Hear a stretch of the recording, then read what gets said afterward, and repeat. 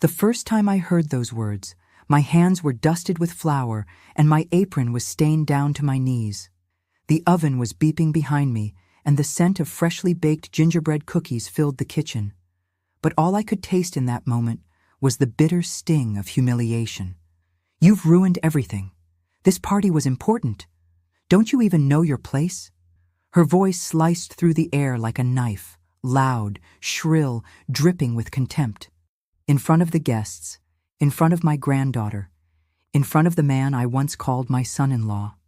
"My name is Margaret Donovan. I'm 71 years old, and that night I realized I was growing old in a house where I was no longer welcome." The celebration was for Ava, my great-granddaughter, 3 years old, dressed like a princess, golden curls bouncing around her sweet eyes. I had volunteered to make the desserts, as I always did. I'd spent the entire day in my daughter's kitchen, tending to every detail, my way of showing love. But the moment one of the frostings melted, the bomb went off. "Do you see this, Margaret? Look at this mess. These things are outdated. You understand? You're just in the way." I didn't cry. Not yet. I stood there, staring at the floor, at the scattered crumbs, the frosting dripping onto the table, the awkward glances that darted away from me. Then came the final blow that knocked me off my feet for good. "The truth is, you belong in a place that cares for people your age. A quiet place. Not here." Masquerading as concern, those words were a direct shove out of their lives. My son-in-law, Philip, didn't even bother hiding his relief. He'd always been in a hurry to see me gone. Ever since my daughter fell ill and I moved in with them temporarily, his impatience only grew. He dismissed my stories as old lady tales, my habits as antiquated, my steps as too slow. But hearing it from my own daughter's lips, that shattered something inside me that could never be put back together. That night, amidst false smiles and pink balloons, I retreated to my bedroom and sat at the edge of the bed. My fingers still trembled. I reached for my keepsake box, filled with old letters, photos of my children when they were small, and a newspaper clipping naming me the county's top baker more than 30 years ago. There, heartbroken and with tears in my eyes, I made a silent decision. It was time to disappear from their lives. No shouting, no vengeance, no drama. Just leave. The next morning, while everyone slept, I wrote a short note. "You're right. My time has passed. I don't want to be a burden to anyone. May God bless this home." I slipped out with a backpack, a heavy coat, and the kind of courage only someone wounded in silence can summon. I didn't look back. The wind that morning felt colder than usual. I walked to the bus station with slow, deliberate steps, as if my body were still processing all that my mind had yet to name. The backpack on my shoulders weighed less than the ache in my chest. It was as if I had left my daughter's house, but had not yet left myself. At the station, I bought a one-way ticket to the farthest town my money could take me. The clerk, with tired eyes and kindly brows, asked, "Just one way, ma'am?" I hesitated for a heartbeat, then nodded firmly. One way. I ended up in Wood Hollow, a quiet little town nestled inland. Few cars passed through, trees lined every street, and a small square held wooden benches peeling in the sun. It was precisely the kind of place where pain could rest and where anonymity felt kinder than any familiar face. I found a small room for rent above Mrs. Monroe's café, a sturdy widow who wore a chicken-patterned apron and spoke as though we'd been friends for years. "Stay as long as you like, Margaret. Folks around here often come looking to forget something." At first, I spent my days sitting on a bench in the square. I watched children play, elders leaf through newspapers, couples whisper in low voices. No one knew me. No one expected anything of me. For the first time in a very long while, I could breathe unobserved. But sometimes silence weighs heavier than loneliness. One afternoon, over chamomile tea at the café, I heard a woman crying in the restroom. Her sobs were muffled, but unmistakable, the sound of someone drowning her pain in public silence. I waited for her to come out. She was young, maybe around 30, her mascara streaked, her gaze empty. "You all right, dear?" I asked softly, careful not to intrude. She managed a shy smile and nodded, though her tears betrayed her. That night, I wondered, what if I hadn't fled from my pain, but walked towards someone else's? I began to pay attention to everything, to the old man on the bench who coughed too often, to the young mother clutching her child but never lifting her eyes from the ground, to the waitress whose arms bore faded bruises. And then an idea took root inside me, not a grand plan, but a seed. I might no longer have a place in my daughter's home, but I could still be useful in the world. I could still offer presence, a listening ear, a living memory of battles already fought. The following week, I asked Mrs. Monroe if I could use a corner table to start something simple, an open, free-sharing circle for women who needed to be heard. She looked at me, teacup midair. "You want to help broken people, is that it?" "Yes, people like me, like you, like all of us." She smiled, set the cup down with a soft clink, and said, "Then go ahead, and if we run out of coffee, I'll brew more." That night, as I lay in bed, I felt a new warmth in my chest. It wasn't peace yet, but it was the first step toward it. The first circle met on a gray Tuesday. I pushed 2 tables together at the back of the café and placed a handwritten sign that read, "Space for listening and support. Just us, women." I didn't expect anyone to show up, but exactly at noon, she arrived, the same young woman who'd been crying in the restroom. She sat down with her shoulders hunched and hands trembling, as though she wasn't sure she belonged. "May I stay?" she whispered. "Of course, dear," I said. "This table is yours now, too." Within half an hour, 2 more women joined us. An elderly lady with white hair and steady eyes, who seemed to carry centuries of wisdom, and a young woman with long braids clutching her shopping bag like a shield. At first, nobody spoke much, just the clink of cups on saucers and the soft stir of spoons in coffee. Then someone broke the silence. Today he called me worthless, again. That hush afterward felt heavier than the words themselves. Yet it was a different kind of silence, not born of fear, but of recognition. Every pair of eyes met, and in that moment, our circle was complete. I spent the next few days listening to stories that echoed my own pain, women who had given their all and been returned in pieces. Women labeled dramatic, weak, hysterical. Women whose voices and time had been stolen, yet here they were. "I thought I was the only one who felt this way," one of them said, tears welling. "No, dear," I replied, my throat tight. "We've all felt it. We just never dared speak it aloud." As words spread quietly, like a gentle current among those seeking refuge, more women began to come. This wasn't therapy. It was listening. It was sharing. It was freedom from having to justify our pain. Each story cut through me like a razor blade, and yet, strangely, it also stitched me back together.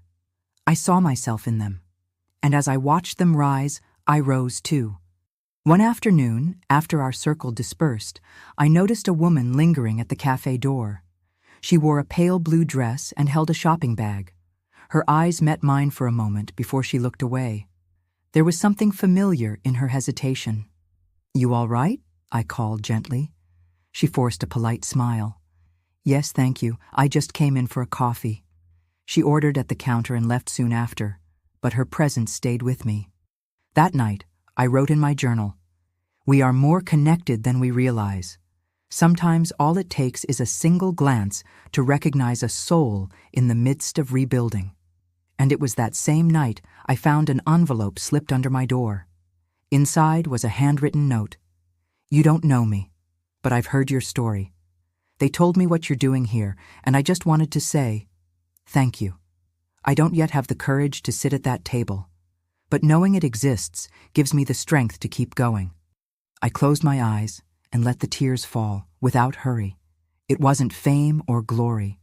It was purpose. And when life regains its purpose, we begin to truly live again. 2 months had passed since our first gathering. Mrs. Monroe's Café had become more than just a meeting spot. It was a sanctuary for souls already burdened with too much. The scent of cinnamon coffee was woven into our routine, and our conversations grew faster, braver, more intimate with each meeting. I knew everyone's schedule by heart.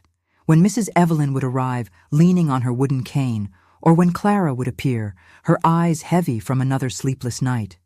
Every story that took a seat at the table reflected a different mirror of my own journey. That Friday morning, the sky felt thick, as if it had hoarded clouds all week. Mrs. Monroe murmured that she could smell change in the air, and she was right. I was rearranging chairs when the door opened softly. The little bell above tinkled, and when I looked up, my world stopped for a few seconds. It was my daughter. There she stood, in front of me. She wore a beige coat, her hair hastily tied back, with darker shadows under her eyes than I remembered. She looked thinner, but what struck me most was her expression, a mix of guilt, fear, and vulnerability I'd never seen before. "Hi, Mom." Those were her only words, and simply hearing them unlocked emotions I'd locked away long ago. Sensing the tension, Mrs. Monroe quietly slipped away to the back of the café. I took a deep breath. My hands trembled on the table. I didn't know what to say. Was this an apology or a final goodbye? "How did you find me?" I asked softly, trying to steady my voice. My daughter pulled a folded piece of paper from her coat pocket. It was the note I'd left before I left, my shaky handwriting still visible. "Ava found it," she said. "It was tucked inside one of your recipe books." Hearing her speak of my great-granddaughter tightened something in my chest. She asked why Grandma had gone away without saying goodbye. And I didn't know what to tell her. Silence fell. The sounds of the street seemed louder in that moment. A car roaring past, a dog barking in the distance, and inside me, everything screamed in silence. "I came." She hesitated, swallowing hard. "I came because I needed to look you in the eyes and tell you I was wrong." Her words caught me off guard. For a moment I thought I might collapse, but I breathed deeply. I had endured so much since I left. I had healed in fragments, rebuilt myself in silence, and touched lives I never imagined. She pulled out a chair and sat across from me, as though she didn't know if she could, but had to. "I thought I was taking care of you," she said, "but now I see you were sustaining me all along." Tears welled in my eyes. "I forgave you long before you got here," I whispered. We held each other's gaze for many silent seconds. There was no soundtrack, no dramatic reunion music, just two women who had hurt and been hurt, yet chose to meet again. She took my hand, and for the first time in years, I felt truly seen by her. We sat there for a few minutes without saying a word, just our hands intertwined on the wooden table, as if time itself had paused in that gentle touch. It was fragile, hesitant, yet utterly sincere. My daughter, the same one who had once driven me away with sweet yet piercing words, now looked at me with the wide-eyed innocence of a child, as though she, once again, needed the mother she had vowed she no longer needed. "Do you know what hurt me the most?" she said, her voice trembling. "It was realizing I did to you exactly what I promised I'd never do to my own child." Her confession pierced my heart, because for so long I too had echoed that same cycle. I had silenced myself, endured in the name of a false peace. "I know how that feels," I replied softly. "The silence cycle is treacherous. It teaches us to survive, but not to live." She unfolded a napkin to blot her tears, then drew a deep, steadying breath as though readying herself to dive into deeper waters. Philip left me. That was all she said, yet it was enough. The image of my ex-son-in-law, always so arrogant, controlling, convinced of his own righteousness, walking away was unexpected. But oddly, I felt no satisfaction. I knew too well what it meant to be abandoned when you needed support most. "Are you all right?" I asked gently but firmly. She offered me a wry, sad smile, the kind that says more than 1,000 words. "I'm surviving, but for the first time in a long time, I'm hearing my own voice." I invited her to stay for our circle, but she shook her head with a subtle gesture. She wasn't ready to share her story out loud. Instead, she asked me to show her where it all began. We climbed the narrow stairs to the little room above the café. It was simple: an iron bed frame, a floral quilt, 2 cups on the windowsill, and a small shelf lined with my notebooks and recipes. Yet within those humble walls, my freedom had found a home. She looked around, touching my belongings as if absorbing the time she had missed. "I thought you'd be hurt with me," she admitted. "I was," I said, placing a hand over my heart, "but not for long. I learned that holding on to bitterness is like drinking poison and expecting someone else to die." She sat on the edge of the bed and in a soft voice confessed, "You know that day, at the party? I was exhausted, so drained from pretending to be strong. But instead of asking for help, I lashed out at the person who loved me the most. I moved closer and sat beside her. Without a single word, I wrapped her in a hug that carried no demands, no explanations. It simply acknowledged, we are alive, and there is still time." It was in that little room, with its simple comforts, that we began to rebuild our story. Not the idealized mother-daughter myth, but the story of 2 real women, flawed and wounded, who chose to try again. The next morning, she was already gone. A folded note lay on the nightstand. "Mom, I still have so much to understand about myself. But today, because of you, I believe I can begin again. Thank you for not shutting the door, even when I slammed it. With love, Ellen." I read those words slowly, as if each line demanded its own time to sink in. I didn't cry. I simply took a deep breath and tucked the paper between the pages of my notebook, where I record pains that turn into healing. I headed downstairs to the café as usual. Mrs. Monroe was waiting for me with freshly brewed coffee and an unusually gentle expression. "Your daughter seems like a good girl," she said, pouring the coffee. "Just a little lost." "I think she's found more than she realizes," I replied, settling into my regular seat. It was circle day. One by one, the women drifted in like leaves on the wind, some smiling, some silent, each carrying her own storm. But that afternoon, something different happened. One of the women, Lucia, soft-spoken and appearing delicate, asked to speak first, despite never having spoken before. She always listened, observed, and at the end simply nodded in thanks. This time, her voice trembled at first, then grew steady as she went on. "I want to share something. Today marks 1 year since my mother passed away. For a long time I judged her. I said things I shouldn't have. I pushed her away. I only understood what she carried when it was too late to ask. But now, looking at all of you here, I feel as if she is sitting in this circle with us." The women around her bowed their heads. A few reached out to hold her hands. The hush that followed felt like reverence. I wish I could tell her I'm sorry, that I understood, that I miss her every day. With tears in her eyes, she added, "But I know that, in some way, she already knows." Her words unraveled me from the inside. Because what Lucia described was the other side of my story, the pain of knowing you can't fix what's gone. Yet unlike her, I had been given a second chance. There was still time. There was still presence. That night, I returned to my room and wrote a letter. Not to Ellen, but to myself. "Margaret, yes, you were rejected. But you were also rediscovered. You fell, but you lifted yourself back up. You heard the echo of absence, but you refused to let it be the only voice in your life." I closed my eyes and allowed myself a small smile. For the first time in a long while, that room no longer felt like a refuge of pain, but a home of new beginnings. Life had taught me harsh lessons, yet it also gifted me, little by little, with unexpected tenderness, like a cup left unbroken after a fall, like a letter folded with care, like a daughter returning with eyes open to what she had never seen. Spring arrived early that year. The trees in the garden behind the café began to bloom ahead of schedule, and the scent of magnolias drifted through the air like a gentle reminder that life always insists on being reborn. It was a sunny Saturday when I received an unexpected visitor, Ava, my great-granddaughter. She was now 4 years old, but her eyes were still sweet and restless, just as the last time I saw her.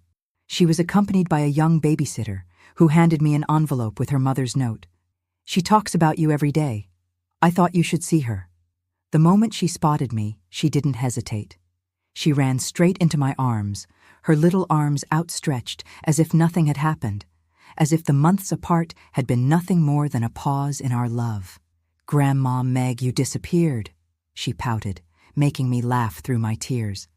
I led her to the back of the café, where I'd prepared a small picnic basket with vanilla cupcakes and apple juice. We sat on the grass under a flowering tree, and there, between crumbs and giggles, I realized something essential. Our story truly began again right then. With her. Ava asked why I had gone away.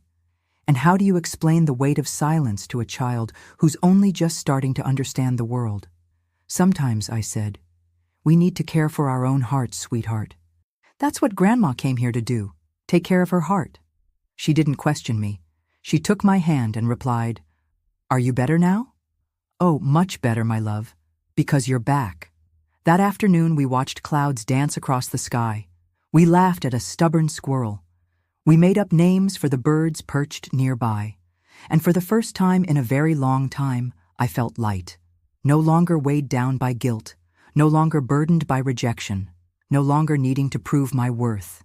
And then I understood something that perhaps only time can teach us. Much of what I carried on my shoulders was never truly mine. It was other people's fears, other people's projections, other people's unhealed wounds poured onto me. Ava's presence, so spontaneous, so free, healed me without even knowing it.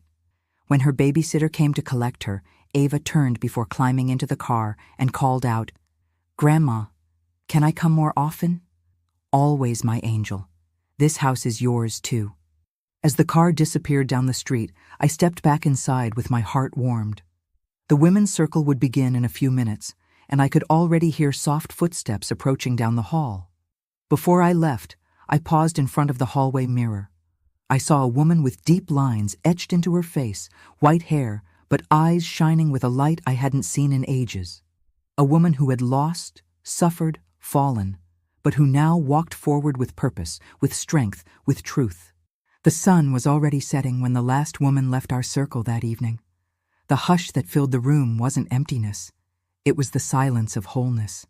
A silence that comes when you've spoken, been heard, and finally can breathe deeply. A sacred quiet. I stayed behind for a while, gathering cups, closing windows, extinguishing candles. But inside me something had shifted. A peace that isn't the absence of pain, but the presence of meaning. I sat at the table nearest the window, opened my blue-covered journal, and wrote, "Today I realized that new beginnings don't come with a schedule. They don't arrive with fanfare or applause. They are born in silence, between one tear and the next, at the precise moment we choose not to give up on ourselves. My story isn't extraordinary. I'm no hero, but I remained true to my own pain.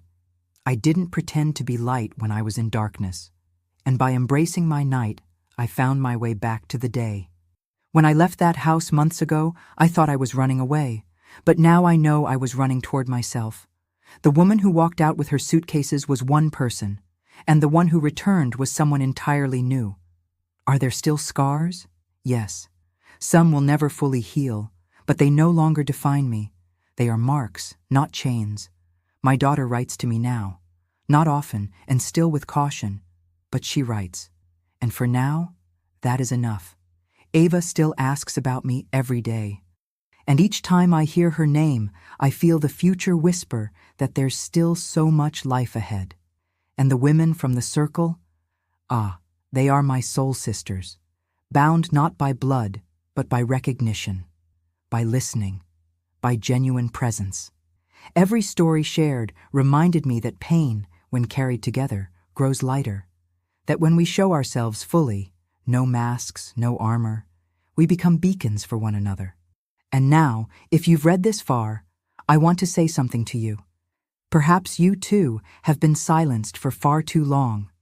Perhaps you believed you were weak, excessive, ungrateful, or unlovable. Perhaps you were pushed out of the life of someone you loved deeply. But listen, you are not your mistake. You are not the abandonment you endured. You are the bridge between falling and rising again. You are more than others ever allowed you to see. And even if it feels too late, know this: as long as you breathe, there is a path forward. If this story has touched your soul, please like this video, subscribe to our channel, and share it with someone who may be silent and in need of a voice. Sometimes, one click from you can help a story reach the person who needs it most. And if you'd like, leave a comment below. I'm still learning to begin again. Let's walk this journey together. Because beginning again, my dear, is an act of courage, and you've already taken the first step simply by being here.